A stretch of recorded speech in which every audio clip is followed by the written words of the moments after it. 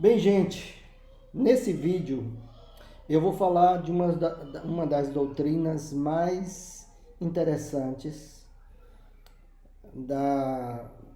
de todas as doutrinas da Bíblia, sobre a doutrina do inferno.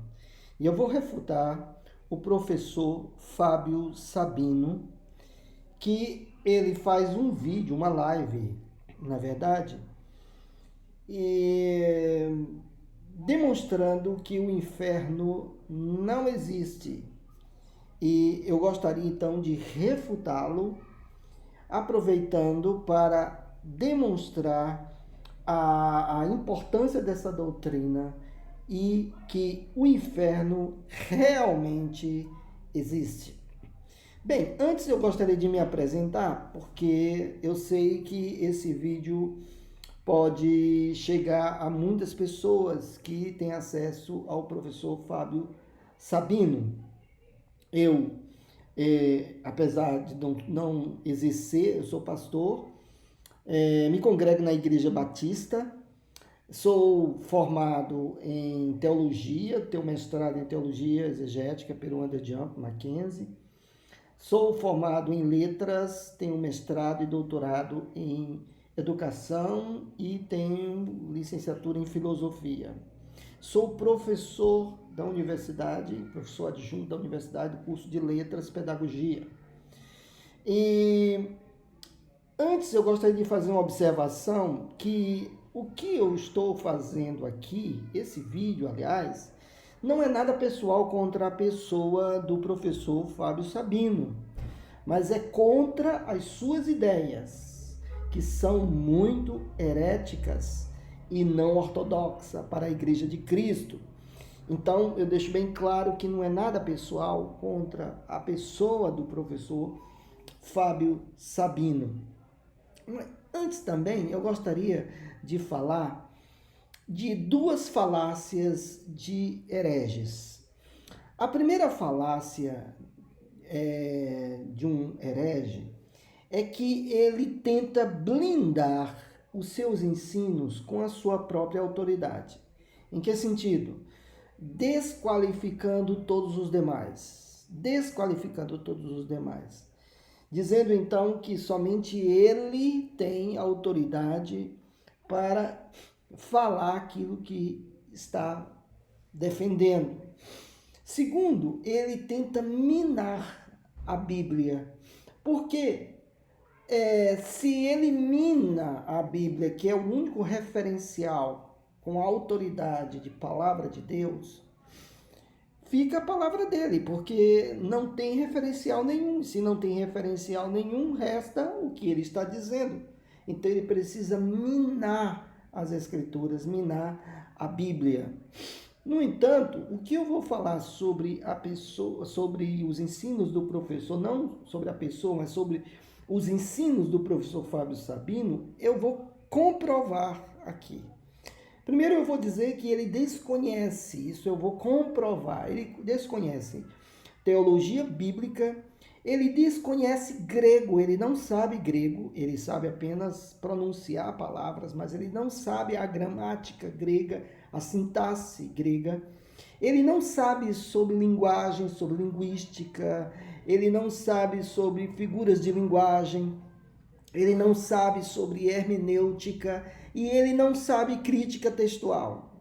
Os seus alunos que estiverem me ouvindo vão achar um absurdo que eu estou falando, mas eu vou provar isso nesse vídeo. Depois, ele começa afirmando que ele fala o palavrão que ele quiser, porque, segundo ele não tem a Bíblia como regra de fé e prática. E como ele não tem como regra de fé e prática a Bíblia, então ele diz no seu vídeo que ele pode falar o palavrão que ele quiser. Na verdade, se ajuntam a ele ateus, agnósticos e pessoas que têm muito desejo de encontrar erros na Bíblia, de encontrar incoerências na Bíblia e aí então se juntam a ele essas pessoas, né? É muito interessante isso, porque, ao que parece, ele é agnóstico, pelo que demonstra, né? Muito bem.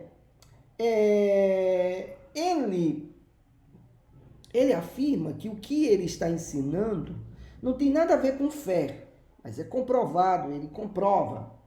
Ele desconhece a fé cristã, que a fé cristã é racional. Ou seja, eu creio porque existem evidências e não o contrário. A fé cristã existe exatamente por causa das evidências.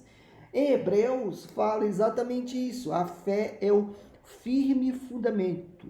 Duas palavras gregas para racionalidade. Hypostasis, que é fundamento, e elenchos, que quer dizer prova racional. Então, o apóstolo diz, é a prova, o firme fundamento é a prova daquilo que não se vê, ou seja, é necessário o fundamento. Eu creio por causa do fundamento, ou seja, eu creio no inferno, não numa fé no salto no escuro. Eu creio no inferno por causa das evidências escriturísticas que eu vou mostrar para vocês aqui. E que o professor Fábio Sabino não soube interpretar os textos da Bíblia, não soube ler como deveria, e por isso ele diz que não existe, né, o inferno. Muito bem, ele começa ele começa mostrando Apocalipse 1:18, que nós vamos analisar, Apocalipse 1:18, e em Apocalipse 1:18 fala do Hades, né? E aí então ele começa a dizer que ele dá um histórico do Hades, que os gregos tinham uma concepção de pós-morte, né, do mundo dos mortos. Os gregos, o Hades era o mundo dos mortos. Mas é necessário entender que, apesar desse histórico, os autores da Bíblia, eles usaram essa palavra para demonstrar que nesse mundo dos mortos está relacionado somente o mundo dos mortos para o tormento, antes do grande julgamento. E aí eu vou explicar isso melhor. Significa então que os autores usaram essa palavra e deram um novo significado para essa palavra. Isso é muito comum, já que eles estariam escrevendo, o próprio Jesus ensinando, trouxe vários significados, significados novos para a palavra, já que é o mundo dos mortos, mas o mundo dos mortos em tormento. A mesma coisa do Sheol, lá no Velho Testamento, como nós vamos ver. O Sheol, que significa, tem dois significados no Velho Testamento. O significado comum é sepultura. Sheol é sepultura. No entanto, os autores do Velho Testamento trouxeram a palavra Sheol para muito mais do que sepultura, mas um lugar de tormento também. No Novo Testamento faz-se bastante divisão entre o Hades e um lugar onde os santos irão ficar, que nós vamos ver que é considerado o paraíso, terceiro céu, certo? O seio de Abraão. Mas jamais no Novo Testamento os santos são indicados para o Hades, somente paraíso. O próprio Jesus disse ao ladrão que estava ao seu lado: hoje mesmo estarás comigo no paraíso. Jesus não usou Hades.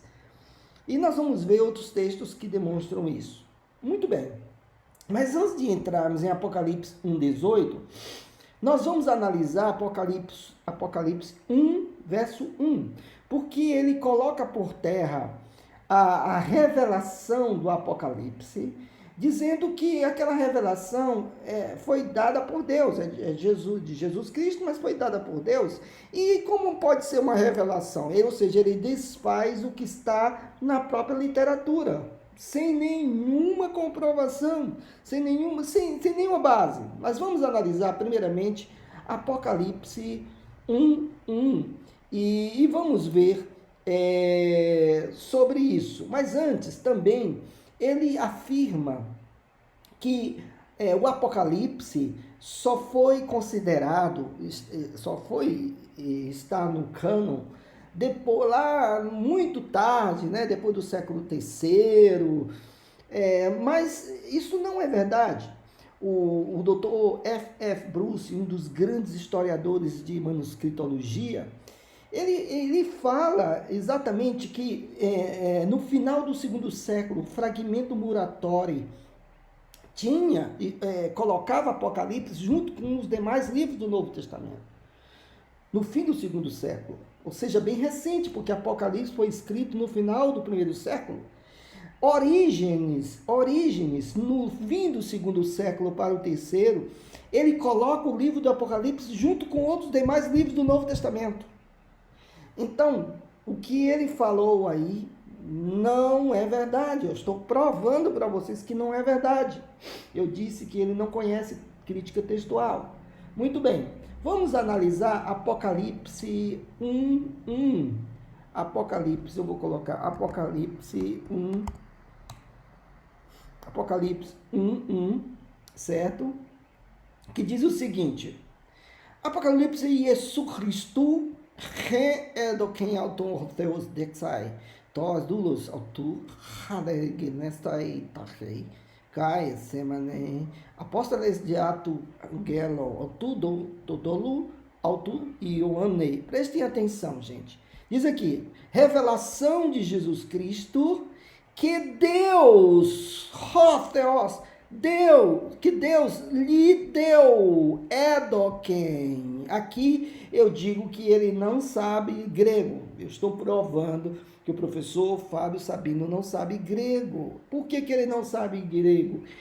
O Edoken está no aoristo.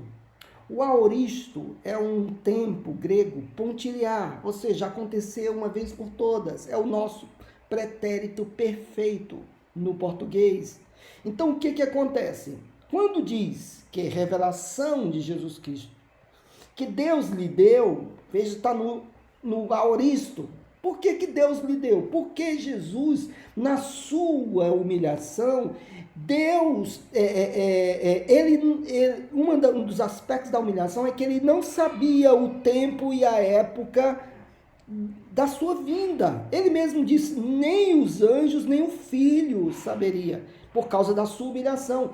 Mas ele disse, toda a autoridade me foi dada na sua ressurreição. Toda a autoridade me foi dada no céu e na terra. Então, Deus lhe deu novamente toda a autoridade. Então, essa revelação é de Jesus Cristo, que Deus lhe deu, porque na humilhação, ele se esvaziou. E um dos aspectos da humilhação é que ele não saberia o dia da sua vinda, por causa da sua humilhação. Como homem, Deus escolheu.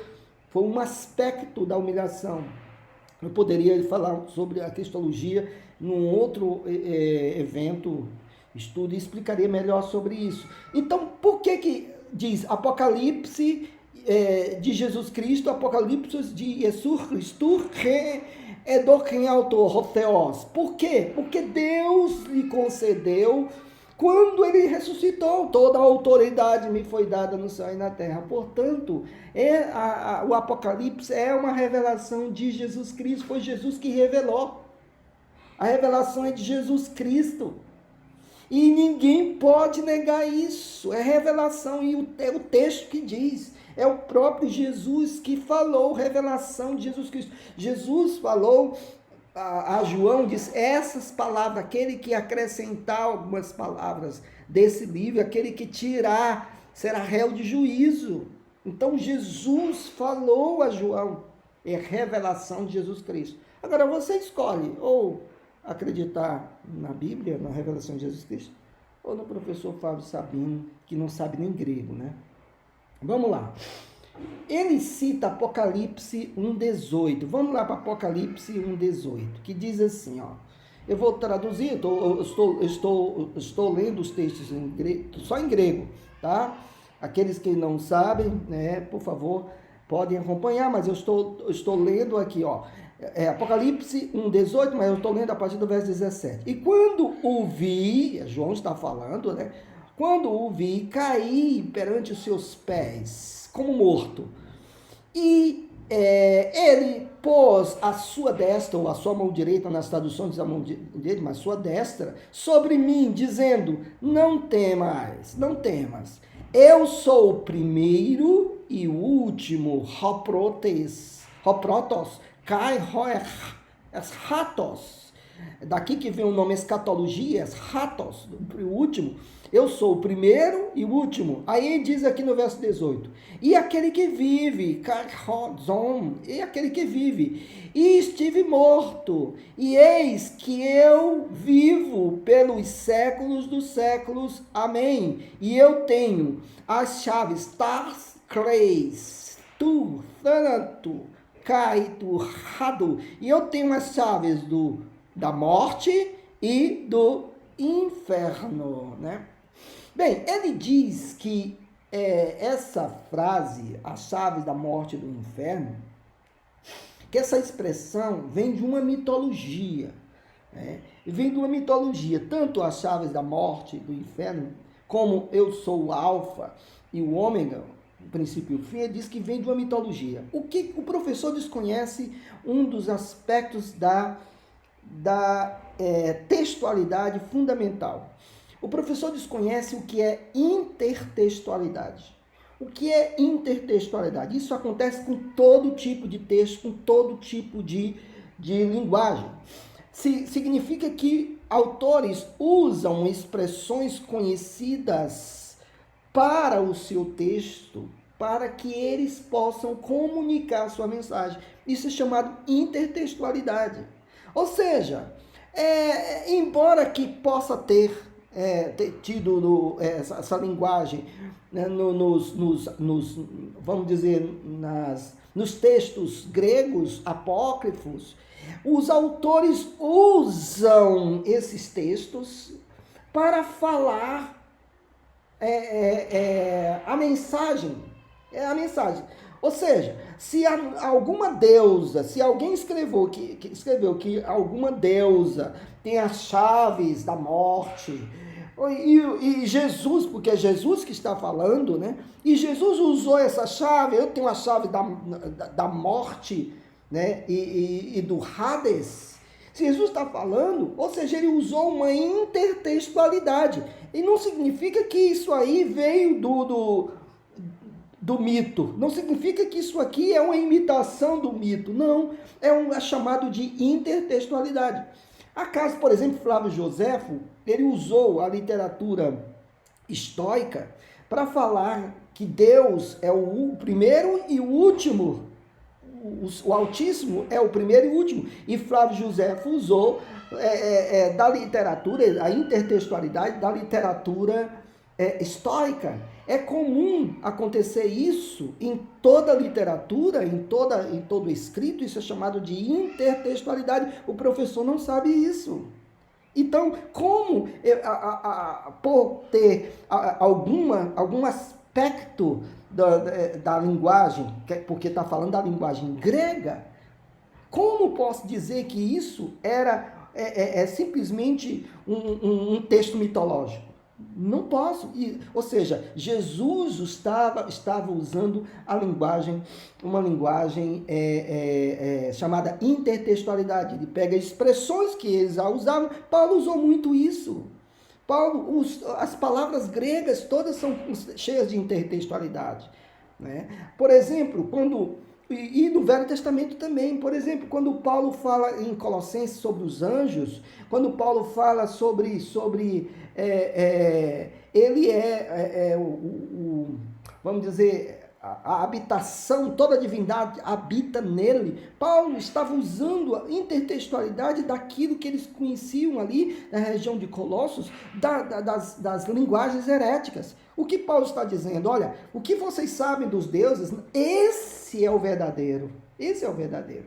O próprio Paulo, quando estava na cidade de Atenas, ele viu lá ao Deus verdadeiro, ao Deus desconhecido, ele pegou aquela expressão e disse: olha, ao Deus desconhecido, agora eu vos apresento. É o que eu vou apresentar a vocês agora. Ou seja, Paulo está usando o chamado intertextualidade. O professor não sabe. Vocês estão entendendo o que eu estou provando para vocês? E por isso que eu creio no inferno, eu vou mostrar mais ainda.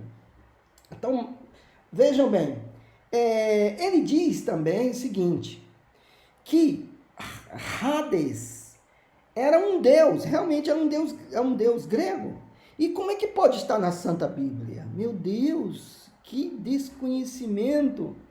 Isso também faz parte da linguagem. Por exemplo, a palavra, o verbo hermenel, que vem da hermenêutica, o verbo hermenel, que quer dizer interpretar, vem de um deus, Hermes, que era responsável de levar a mensagem, era o deus das mensagens, era um ser mitológico. Então, daí surgiu Hermenel. Então, os apóstolos usaram, os gregos usaram, porque isso faz parte da linguagem.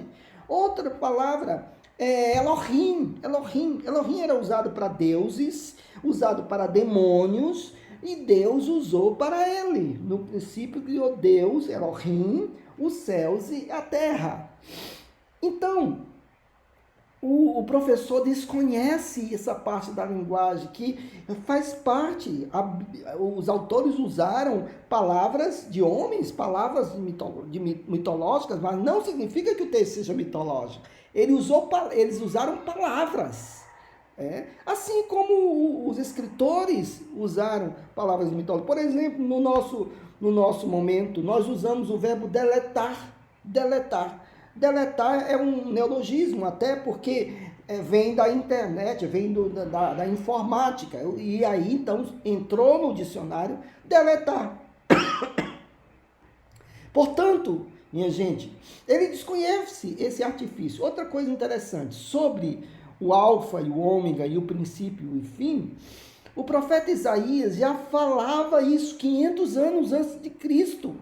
Vamos ver o texto de Isaías 41, verso 4, que diz assim, ó: quem fez e executou tudo isso?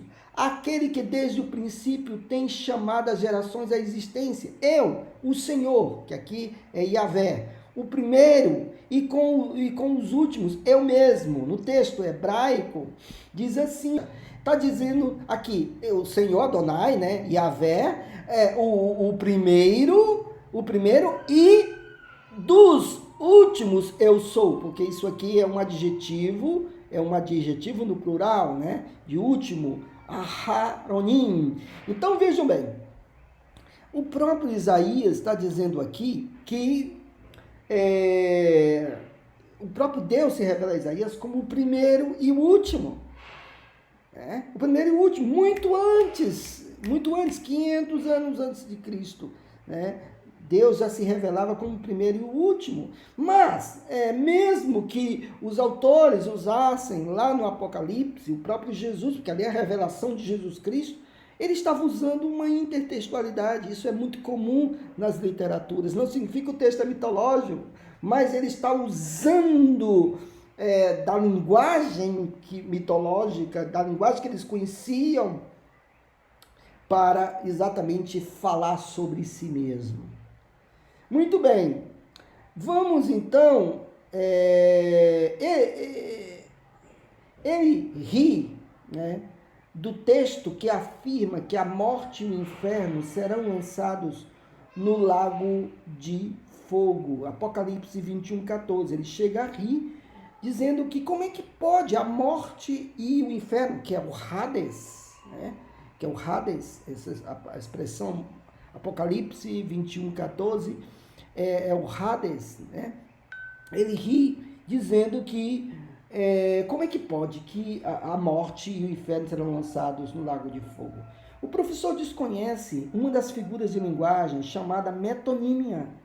Metonímia é a parte pelo todo. Por exemplo, quando alguém diz assim, eu tenho 100 cabeças de gado, não significa que ele tem somente as cabeças, mas ele tem o gado todo. Ele ali é um chamado metonímia, né, da parte pelo todo. Quando o texto diz que a morte e o inferno serão lançados no lago de fogo, está dizendo que não haverá mais morte. Ou seja, é uma metonímia, não haverá mais condenação do inferno, porque ali vai ser o fim da morte e o fim da condenação eterna, porque no final, quando todos os ímpios tiverem sido lançados no lago de fogo, também a morte e o inferno serão lançados no lago de fogo, ou seja, não haverá mais mortes, não haverá mais condenação do inferno. E o professor não sabe isso. Muito bem. Vamos analisar a palavra Sheol agora do Velho Testamento, né? A palavra Sheol significa sepultura. Sepultura, né? Existem muitos textos que falam da palavra Sheol, que na Septuaginta traduz-se para Hades. Mas, em alguns textos, os autores bíblicos do Velho Testamento demonstram que é um lugar de punição, o Sheol. É um lugar de punição, tá? E aqueles textos que não são usados para sepultura, por exemplo, os santos do Velho Testamento, jamais a palavra Sheol, pelo contexto, significará lugar de condenação, mas sepultura. Então vamos ver o exemplo no Velho Testamento que a palavra Sheol é usada para sepultura. Vamos ver Salmo 89, 48. Salmo 89, 48, certo? Que diz assim: que homem há que vive e não veja a morte? Ou que livre a sua alma das garras do sepulcro? Isso aqui, sepulcro, é Sheol, certo? Então, é sepulcro. Outro texto, Isaías 5,14. Isaías 5,14, que diz assim: por isso, a cova aumentou o seu apetite, abriu a sua boca desmensuradamente, para lá desce a glória de Jerusalém, e o seu tumulto, o seu ruído, e que nesse meio folgava, né? Então, aqui, a cova, né, aumentou a sua apetite, abriu a sua boca desmesuradamente. Então, vejam que é Sheol, certo? A cova é Sheol, traduzido para cova. Então, vejam, alguns citam Números 16:30, né? Números 16:30, como, eu vou colocar aqui, Números 16:30, como sepultura, mas eu discordo disso. Eu vou dizer por que eu discordo. Que diz assim: mas se o Senhor criar alguma coisa inaudita, e a terra abrir a sua boca e os tragar com tudo que é seu, e vivos descerem ao abismo, a palavra hebraica aqui é Sheol, então conhecereis que estes homens desprezaram o Senhor. Agora, prestem atenção. Moisés está colocando a sua autoridade como homem de Deus ali. E ele falou: se o Senhor não fizer algo inaudito com esses homens, ele diz aqui, se o Senhor não fizer alguma coisa inaudita, a terra abrir a sua boca, estragar com tudo que é seu, e vivos descerem ao abismo, então conhecereis que esses não desprezaram o Senhor, né? Então vejam bem, Moisés estava colocando a sua autoridade espiritual, a sua autoridade ali. E dizer que esses homens simplesmente foram soterrados, isso não é algo inaudito. Isso não é algo novo, nós podemos ver isso em Êxodo 9, 24 e 25. Êxodo 9, 24 e 25, eu vou colocar aqui para vocês, que já aconteceu isso. De maneira que havia chuva de pedras e fogo, misturado com chuva de pedras tão grave, qual nunca houve em toda a terra do Egito, desde que veio a ser uma nação. Por toda a terra do Egito, a chuva de pedras feriu tudo quanto havia no campo, tanto homens como animais, feriu também a chuva de pedras, toda a planta do campo e quebrou todas as árvores do campo. E, gente, chuvas de pedra e de fogo no Egito era uma das pragas do Egito que Deus mandou. Isso, se eles fossem soterrados, isso não é algo inaudito. Era comum acontecer isso. Aqueles trabalhadores, eram escravos do Egito, era comum acontecer isso. Mas o que aconteceu? O que aconteceu? Eles desceram vivos para o Hades, ou para o Sheol. Como pode acontecer isso? Deus fez algo inaudito, assim como levou Elias, assim como levou Enoque. Deus é poderoso também para colocar pessoas no Sheol, vivas. Mas alguns dizem que é sepultura. Em todo caso, ali, se for sepultura, é algo metafórico, porque eles foram soterrados, e na minha concepção, se eles foram soterrados, não é algo inaudito, não é algo que impressionasse, não é algo que o povo, quando viu aquilo, ficou apavorado. Muito bem. Agora, vamos ver textos do Velho Testamento que o Sheol é lugar de punição. Que Sheol é lugar de punição. Pelo contexto, nós podemos ver isso. Então, vamos lá. Salmo 49, verso 14. Salmo 49, que diz assim, verso 14. Como ovelhas são postos na sepultura, a morte é o seu pastor, eles descem diretamente para a cova, onde a sua formosura se consume.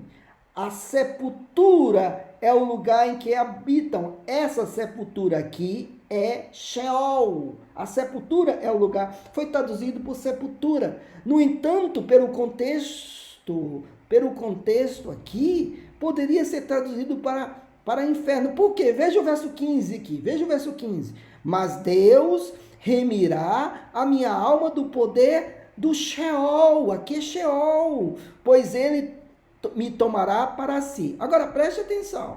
Vamos ver. O salmista está dizendo que os ímpios irão, né? Então, está dizendo que a sepultura é o lugar em que habitam.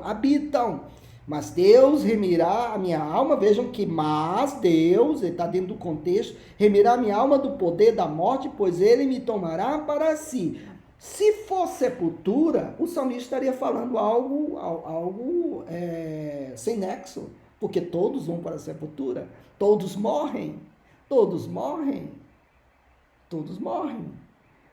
Até Jesus foi para a sepultura, só que não teve corrupção, mas Jesus foi para a sepultura.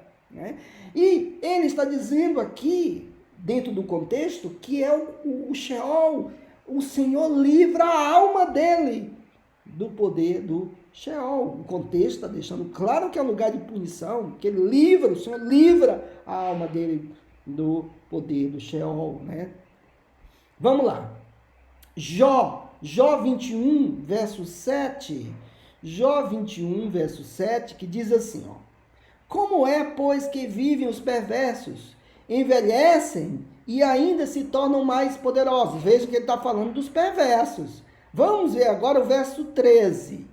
Passam eles os seus dias em prosperidade e em paz descem ao Sheol. A sepultura aqui é Sheol, foi traduzido sepultura, mas foi mal traduzido. Em paz descem ao Sheol. Ora, se ele está dizendo que os ímpios descem em paz ao Sheol, ele está falando uma coisa absurda, Ele está engrandecendo os ímpios, mas no verso 7 diz, como é, pois, que vivem os perversos, envelhecem e ainda se tornam mais poderosos? Ele está questionando, é um questionamento, uma pergunta retórica. Aí ele diz, não, eles em paz descem, verso 13, eles passam, eles dizem prosperidade, e em paz descem ao Sheol. Eles têm prosperidade, né? Eles têm uma certa paz momentânea, mas eles vão lá para o Sheol. Isso Jó está falando, é um lugar de punição. Vamos ver o Salmo 9:17. O Salmo 9:17, que diz assim, olha: os perversos serão lançados no Sheol, e todas as nações que se esquecem de Deus. Aqui o autor não teve como traduzir sepultura, porque se ele traduzisse sepultura aqui, é muita falta de conhecimento linguístico. Ele diz que olha o que diz: os perversos serão lançados no inferno, e todas as nações que esquecem de Deus. Está falando aqui de punição. Provérbios 5:5. Vamos ver Provérbios 5:5, que diz assim: os seus pés descem à morte, os seus passos conduzem-na ao inferno, ao Sheol. Vejam bem, gente, está falando de condenação. Está falando aqui daqueles que são rápidos para buscar o pecado. Os seus pés descem à morte e os seus passos conduzem ao Sheol, ao inferno. Provérbios 9:18. Olha o que diz aqui. Eles, porém, não sabem que ali estão os mortos. Bem, aqui já está falando de morto. Que os seus convidados estão nas profundezas do Sheol, do inferno. As águas roubadas são doces, o pão comido, as ocultas é agradável, dizem alguns. Eles, porém, não sabem que ali estão os mortos, que os seus convidados estão nas profundezas do Sheol, lugar de condenação. Agora, vejam aqui, Deuteronômio 32, verso 21. Deuteronômio 32, verso 21. A zelos me provocaram com aquilo que não é Deus. Com os seus ídolos me provocaram a ira. Portanto, eu os provocarei a zelos com aquele que não é povo. Com louca nação despertarei a ira.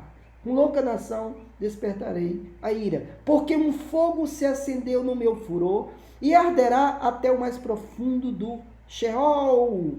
Consumirá a terra e suas messes e abrasará os fundamentos dos montes. Vejam o que Deus está falando de juízo. Porque um fogo se acendeu no meu furor e arderá até o mais profundo do Sheol. Mais profundo do Sheol.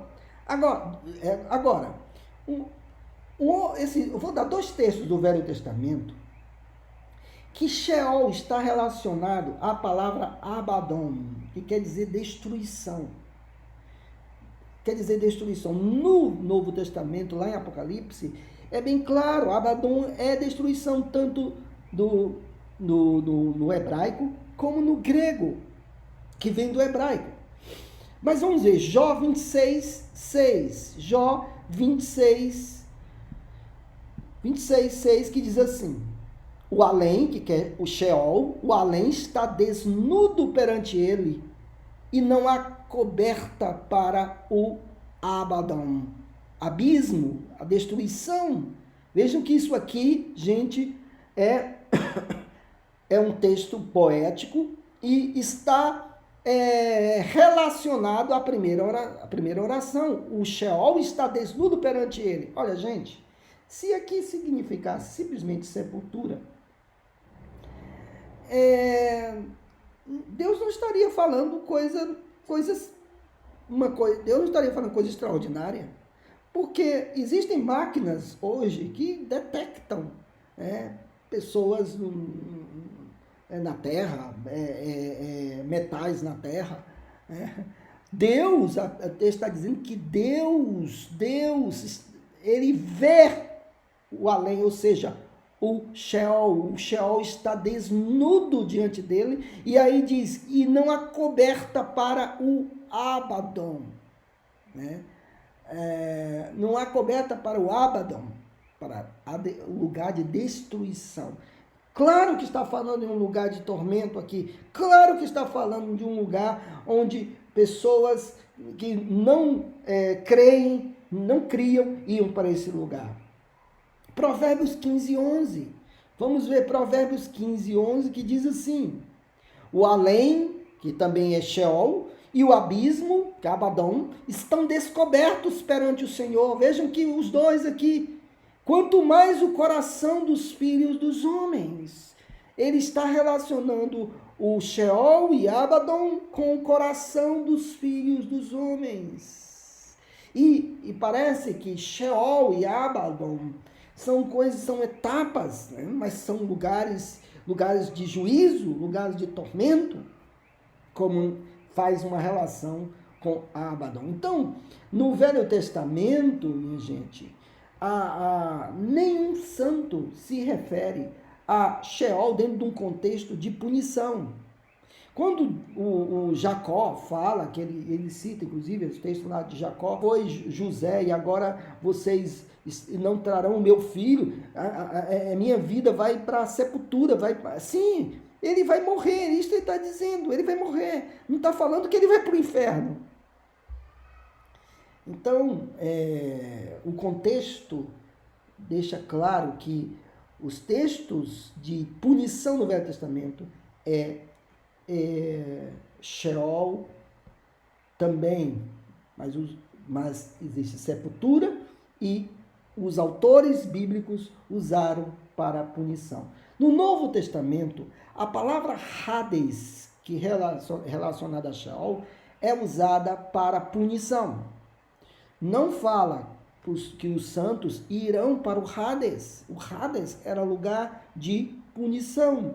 E parece que é um lugar intermediário, porque os autores bíblicos usaram várias palavras para inferno, que nós chamamos de inferno, mas o Hades era um lugar intermediário.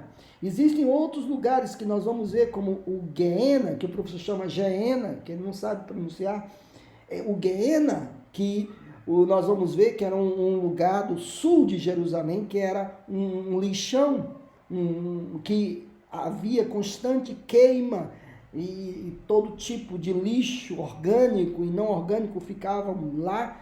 E por isso Jesus usou essa imagem também para o inferno. Jesus usou todas as imagens da época que eram conhecidas de tormento para revelar o inferno. Então vamos lá. No Novo Testamento está claro que o Hades é lugar de tormento. E nós vamos ver primeiramente Mateus 11, 23 e 24. Mateus 23, 11 e 23, que diz assim, eu vou traduzir aqui, né? Cai su Capernaum, reoston uranur, rupsateisa, reosrado, catabibasteta. E diz assim, ó, e tu, Cafarnaum, aquela que subiu até o céu. É interessante que as traduções elas colocam como interrogação, mas aqui está afirmando um particípio, né? Particípio auristo, que diz aquela que subiu, foi até o céu. Aí Jesus disse, tu descerás até o Hades. Por que Jesus está dizendo que Cafarnaum subiu até o céu? Subiu, está usando um auristo, um particípio auristo passivo, porque Jesus morava em Cafarnaum. Jesus nasceu em Belém, Judá, e no lugar de Cafarnaum era a casa de Pedro, era o lugar onde Jesus habitava praticamente. E aí Jesus diz, olha, e tu, Cafarnaum, que foste levado até o céu, mas aí Jesus diz aqui, olha o que Jesus diz, mas tu serás lançada, né, serás, tu descerás. Aqui é descer, mas está na voz passiva no futuro, não é particípio, é futuro, até o Hades. Porque se em Sodoma tivesse feito os milagres que aconteceram em ti, terias permanecido até hoje, até o dia de hoje. Tessemeron. Então vejam, Jesus está usando Hades como lugar de punição. E está fazendo relação entre Uranos, céu, e Hades. Outro texto do Novo Testamento, Lucas 16, 22 e 23. Esse texto nós vamos ter mais detalhes, porque ele distorce, porque ele não sabe grego. Então vejam bem, o que diz Lucas 16, 22. Vamos lá, Lucas 16, 22 diz aqui. E aconteceu morrer o pobre, e foi levado pelos anjos ao seio de Abraão. Estocolpo Abraão. Vejam bem, seio de Abraão. Jesus está contando uma parábola. Está no contexto de parábolas. Jesus está contando uma parábola.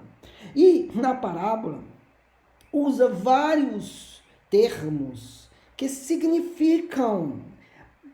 Por exemplo, o seio de Abraão aqui significa Deus. Por que nós podemos chegar a essa conclusão? Porque o rico, ele pede para Abraão como se Abraão tivesse total autoridade e soberania. Ele pede a Abraão, e Abraão diz que ele nega, ou seja, o seio de Abraão aqui é o próprio Deus, é algo simbólico. Aí diz aqui, ele foi levado ao seio de Abraão, não diz Gawai, diz ao seio de Abraão, né? Morreu também o rico e foi sepultado. Vejam que foi sepultado. E no Hades cai em Torrader. Vejam, cai em Torrader, para as tu oftalmos autor. Ele diz, e no Hades, tendo levantado os seus olhos, subsistindo em tormento. Agora, vejam bem aqui, é que eu digo que ele não sabe grego, como tanto esse texto como de Marcos, capítulo 9, verso 47 e 48. Por quê? O professor diz, inclusive lá em Marcos 9, 47, no seu vídeo, que para demonstrar uma ação contínua, não seria o presente, seria o futuro. Ou seja, ele desconhece grego, ele está confundindo com hebraico.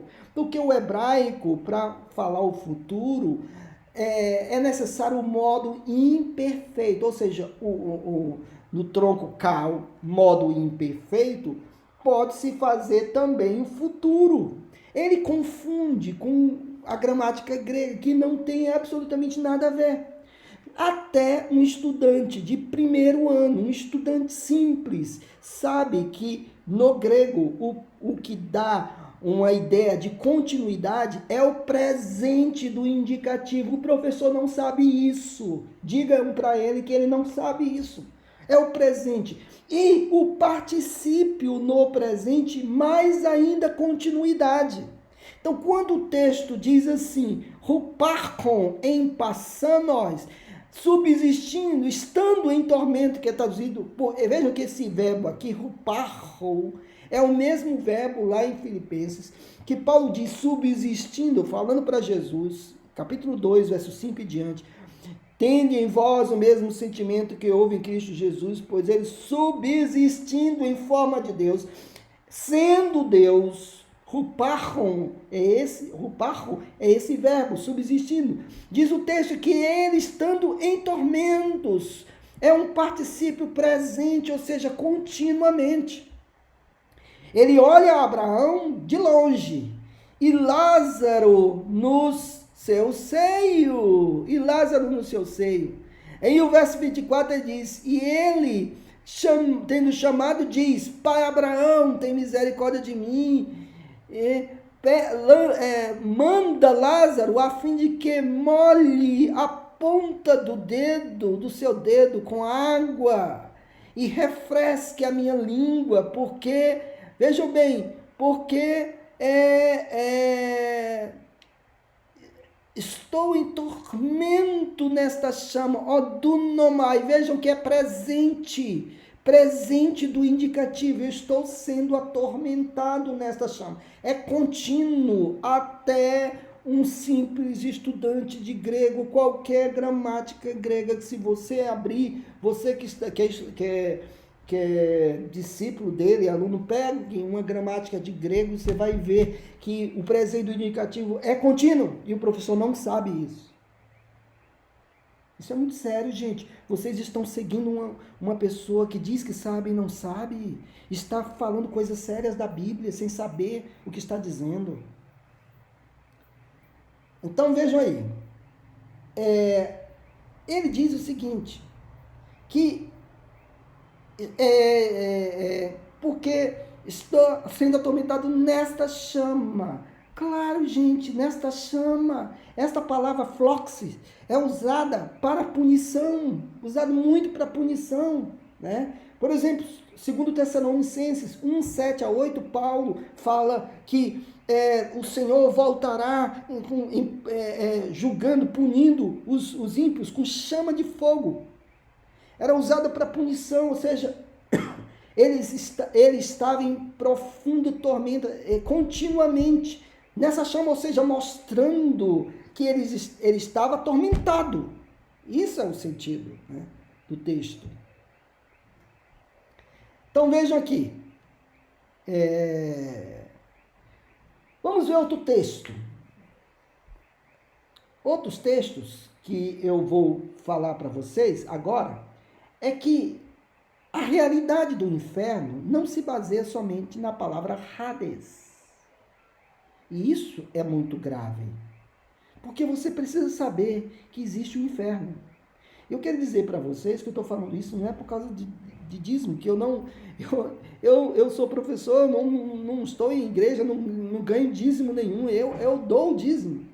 Não tem nada a ver, né? Nada a ver.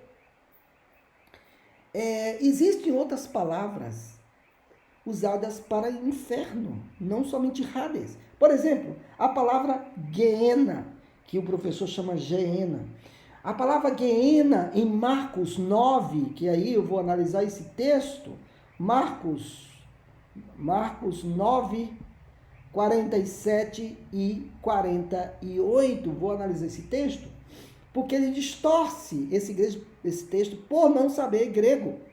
E diz aqui, e se o teu olho te escandaliza, cai,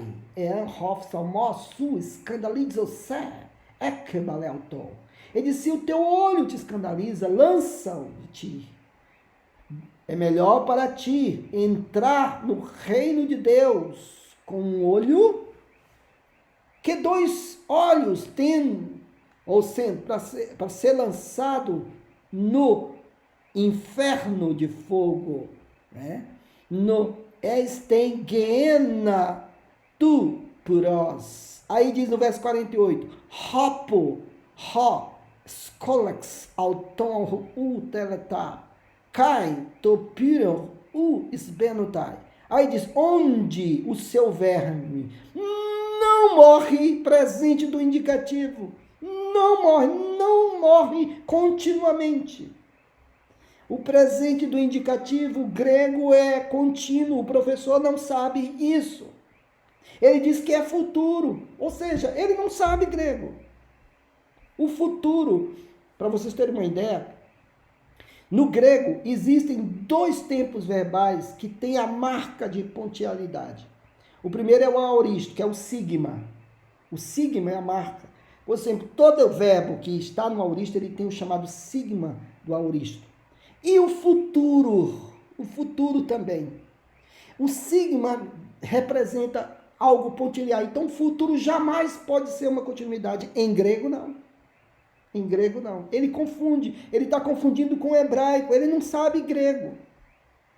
Porque, gente, saber falar palavras é igual um analfabeto funcional. Ele conhece a palavra, mas ele não interpreta. Ele não sabe a gramática. Então vejam aqui, onde seu verme não morre e o fogo não apaga. Sbenutai é presente do indicativo. Está bem claro? Então, Geena, aqui, que era um lugar, né, é o Vale dos Filhos de Inom, sul de Jerusalém, que era um lixão. Jesus chama essa palavra, traz essa palavra para um significado muito forte. O fogo, lugar de fogo, porque lá nesse lixão tinha vermes, havia muitos corpos de animais, né? E Jesus disse que, né, a punição seria semelhante a isso.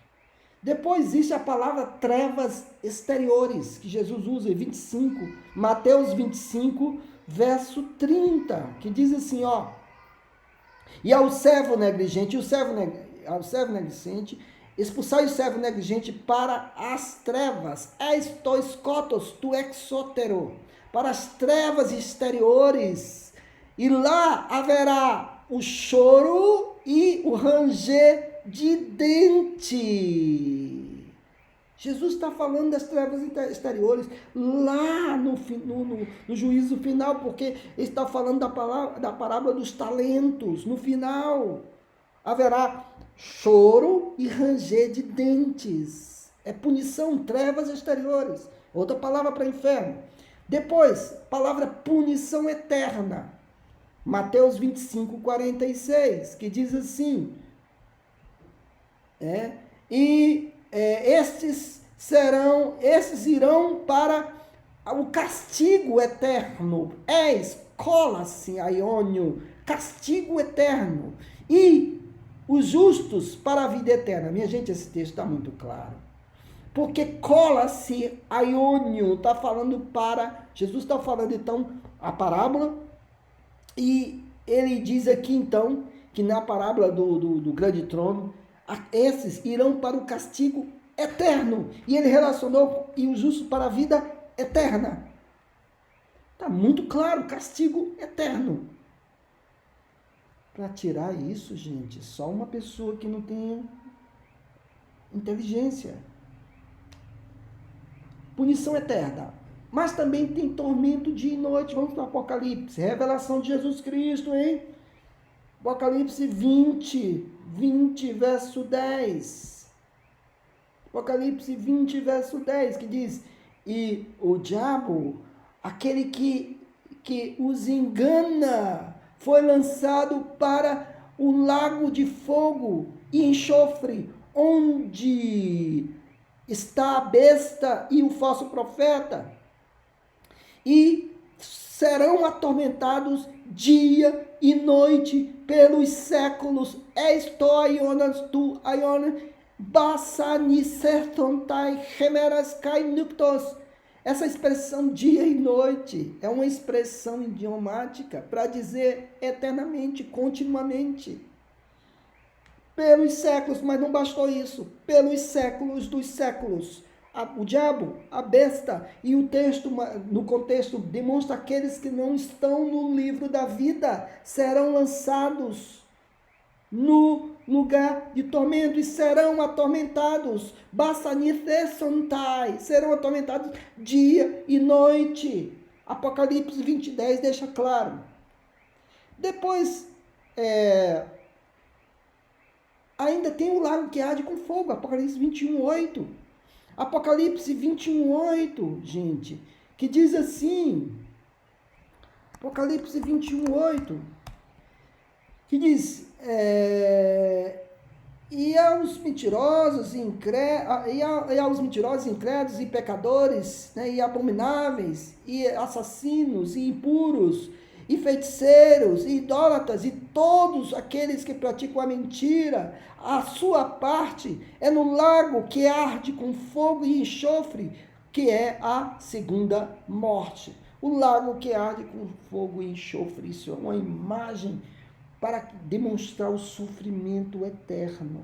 Ou seja, no Novo Testamento não é somente o Hades que é usado para o inferno, mas várias palavras E eu quero terminar então falando ao professor Fábio Sabino, com todo respeito: professor, se o senhor não se arrepender, o senhor vai para o inferno. Se o senhor não erguer suas mãos aos céus, dizer: Senhor, tenha misericórdia da minha vida, eu não quero ir para o inferno.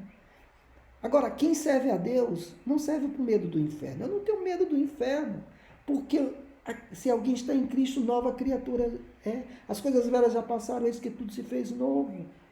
Eu vim para que tenham vida e a tenham em abundância. Os que vêm a mim jamais lançarei fora. Eu não sirvo a Deus por medo do inferno. Mas o inferno existe.